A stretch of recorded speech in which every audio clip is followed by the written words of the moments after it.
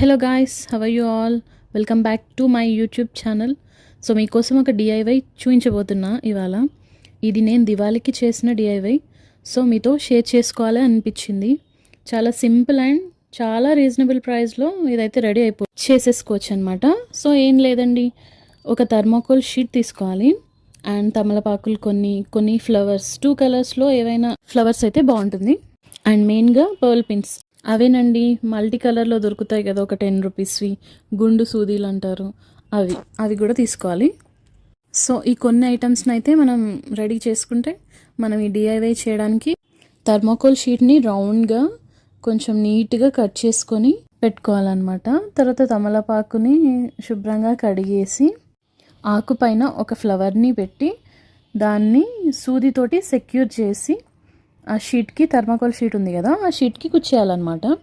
అట్లా alternate colours ఫ్లవర్స్ని మార్చి ఆ షీట్కి ఇట్లా రౌండ్గా నేను చూపిస్తున్న విధంగా అయితే ఫ్లవర్స్ని అరేంజ్ చేసుకోవాలి తమలపాకులతో పాటు.